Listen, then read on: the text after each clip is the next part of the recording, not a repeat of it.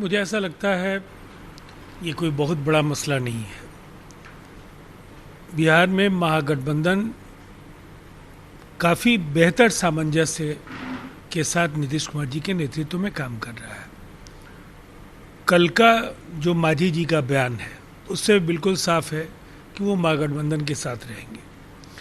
अब किन स्थितियों में उनके सुपुत्र ने इस्तीफा दिया है उसका मसौदा अभी तक हम लोगों को प्राप्त नहीं हुआ है, लेकिन जब नेतृत्व सक्षम है तो ऐसे मसले हम लोग आश्वस्त हैं सुलझा लिए जाएंगे। जहाँ तक विपक्षी एकता का सवाल है, ये एक ऐतिहासिक क्षण होगा। लोग यहाँ किसी नेता को जन्मदिन की बधाई देने नहीं आ रहे हैं, न किसी नवनिर्वाचित मुख्यमंत्री के शपथ ग्रहण में आ रहे हैं।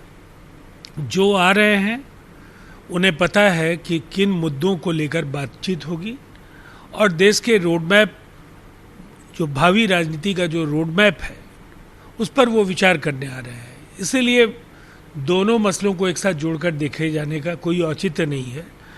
23 एक महत्वपूर्ण तारीख साबित होने जा रही है जहां हम बीजेपी और नरेंद्र मोदी के हौसलों की जो उड़ान है, जो नफरत का बाजार वो बनाना चाहते हैं, इस तरह के नापाक इरादों की ताबूत का आखिरी किल बिहार में ही ठोकने का काम देश के विभिन्न राजनीतिक दलों का शीर्ष नेतृत्व करेगा। देखिए, अब इसके बारे में तो विस्तार से वही जवाब दे सकता है जिसको पूरी बात की जानकारी हो।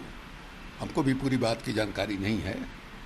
जहाँ तक मैंने पार्टी मर्ज करने वाली बात है उसके विषय में भी हमको कोई जानकारी नहीं है, क्योंकि मर्जर का सवाल जिस समय जीतन बाबू को मुख्यमंत्री बनाया था नीतीश कुमार ने, और उसी से वो नेता बने।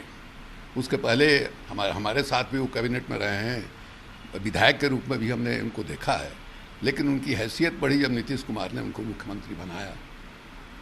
मुख्यमंत्री पद से जब हटे वो एक अवसर था, नीतीश कुमार उनको अपने साथ मर्ज करा के रख सकते थे। बाद में वो लालू जी के राष्ट्रीय जनता दल के गठबंधन से लोकसभा का चुनाव लड़े। 2 सीटों पर उनको चुनाव लड़ने का मौका मिला, एक नवादा और एक औरंगाबाद। दोनों में से कोई सीट नहीं जीत पाए।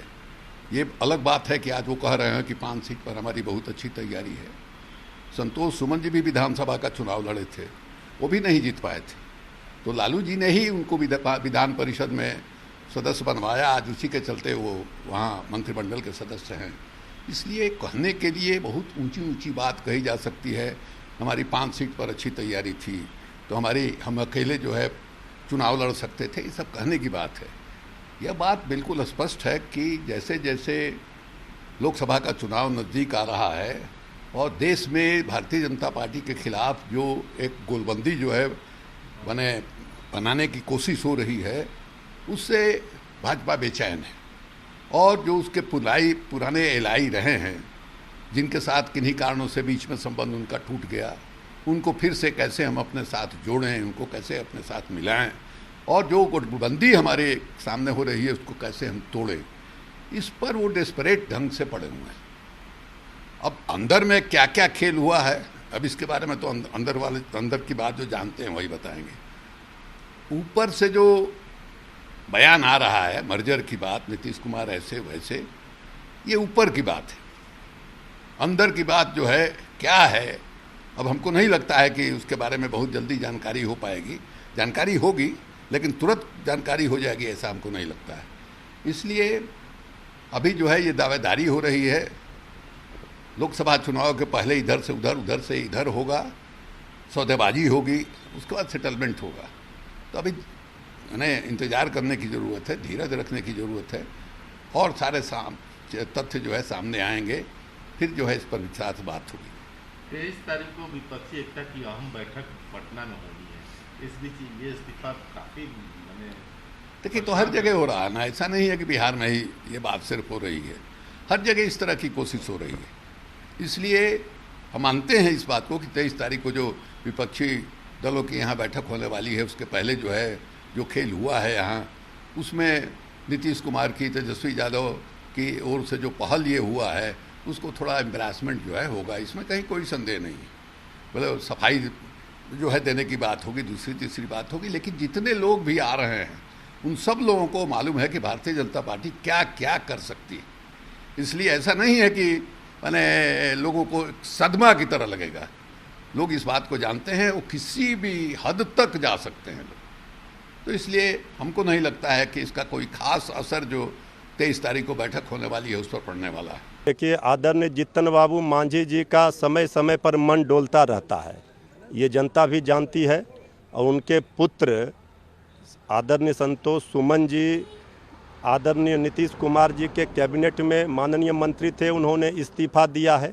उन्होंने कहा है कि उनके ऊपर दबाव था कि जेडीयू में विलय का पार्टी का, तो पहले तो ये उनकी पार्टी ही जेडीयू में से ही निकली है।